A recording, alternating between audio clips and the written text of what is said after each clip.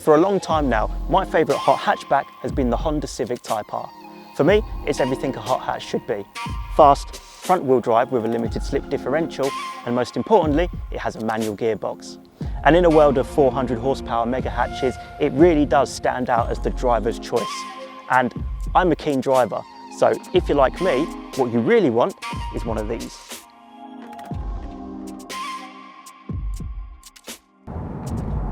So I've already reviewed this car. In fact, I pitched it against a McLaren 765LT to see how fun this thing really is. If you want to watch that video, go to the link above. It's a good watch, so go check it out. Now, what I'm going to do today is I'm going to talk about some of the things that I really love about the Type R. But before we do that, let's take a little trip down memory lane and have a look at the history of the Type R range.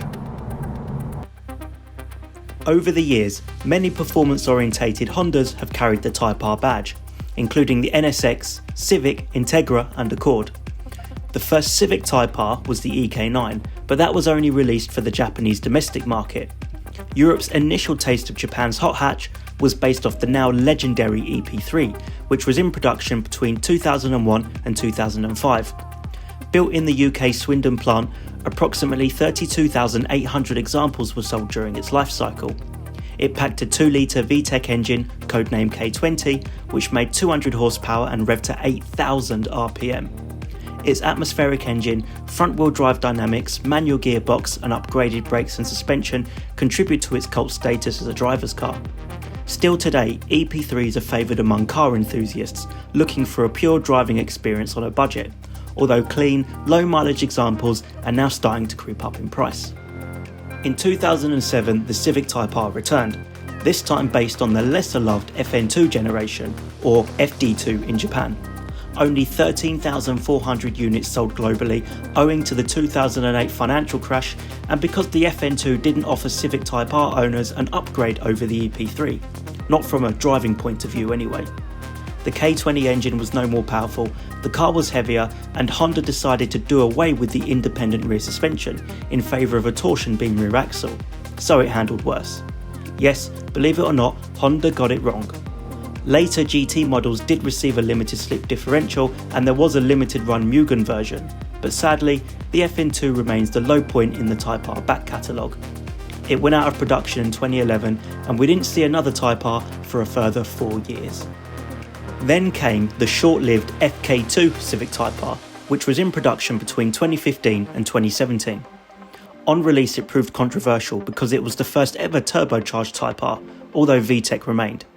With 306 brake horsepower, it was at the time the most powerful version ever made, and it sent that power to the front wheels via a 6-speed manual gearbox and limited slip differential. It was also the first Type R to feature adaptive suspension, which set a trend for future models. Owing to its short production run, only 7,500 units were sold in Europe and Japan, but Honda themselves later admitted that the FK2 was never meant to be on sale for long. Instead, it was a real-world testbed for the Type R they were actually cooking up, the FK8.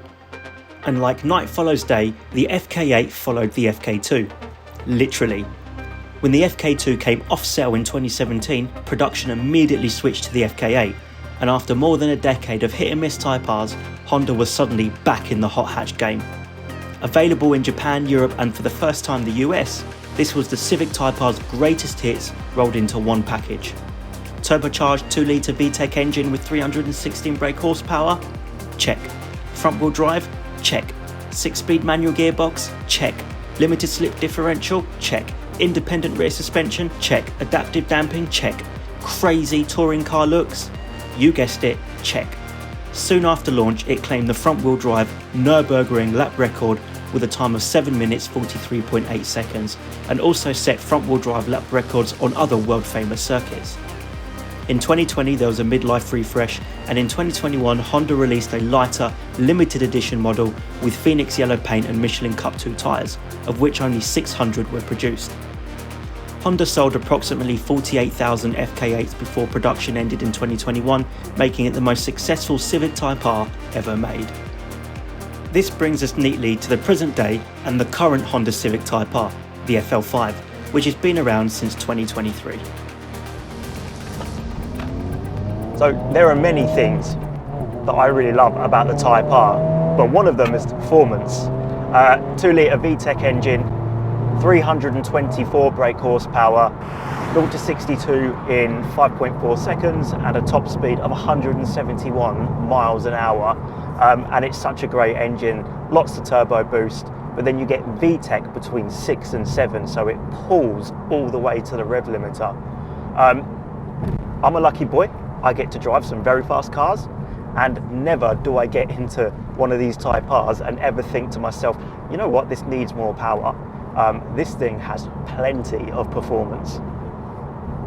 From a driving perspective, first of all, this gearbox, 6-speed manual, the throw is short, slick, but there's this sort of rifle bolt feel to it.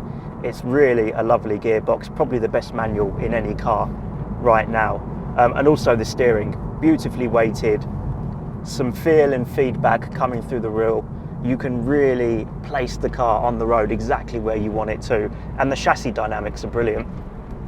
And one of the things where this is a big improvement over the old FK8, that car didn't have, you couldn't adjust the suspension independently, but what we've got here now is an individual mode. So you can put everything into Sport and Plus R, but you can put the suspension back into Comfort. So when you're really hooning it, it just feels a lot more supple, and it gives you more confidence, and you can just carry more speed in the car. Yeah, really, really great thing to drive, this Type R. I think now would be a good time to talk about today's sponsor for this video, and it's our friends over at Molecular. Molecular is our official detailing product partner. We've worked with them for some years now and regularly use their range of car care products for maintaining the cars we review, as well as our own vehicles. They stock essentials like vehicle shampoo, snow foam, glass cleaner, bug remover, ceramic detailer, interior dressing, plus many more items. You can be assured that any Molecular product you apply to your car will be of high quality, is safe to use, and will leave your vehicle looking clean and fresh. They also stock a wide range of accessories, detailing kits, and offer products in concentrated form for professionals. Whether you're a pro detailer, a hobbyist, or someone who just takes pride in their vehicle, Molecular has you covered with their extensive range of car care products. And if you need assistance, their friendly team will be more than happy to answer any questions you have. Their website, molecular-uk.com, is linked below the like button. Head over there to check out their inventory, and thank you to Molecular for sponsoring this video. Other things that I really love, these seats, they're just so comfortable, loads of adjustment, the seating position spot on, you can get nice and low in the car. And when you go around a corner like this one, the bolsters just hold you in place. Yeah, bit like the gearbox really, probably some of the best seats that you can find in any car right now. What else is there? I like the way it looks. Okay, not as much as the old FK8. I thought that was a fantastic looking car. I know it was a bit divisive, but for me it looked like a touring car for the road, and I thought it was sick. This thing, much more understated, but I still like the way it looks. It's got Apple CarPlay now. You know, generally in every measurable area, this is better than an FK8, and an FK8 is a fantastic hot hatch. So for Honda to go out there and do better is quite an achievement. Honestly, there's just so much that I love about these Type Rs. I could go on forever. We probably couldn't do a long enough YouTube video. For me, it's just one of the best cars on sale. And if you want a proper hot hatch, this is where your money goes, in my opinion. So if you've got 60 grand to spend on a hot hatch, and realistically that's probably about the price of a RS3 or an A45S now, don't bother with any of those. Save yourself 10 bags and get yourself a Type R. You will have much more fun, I guarantee it. So yeah, that's my top tip. Get yourself a proper hot hatch.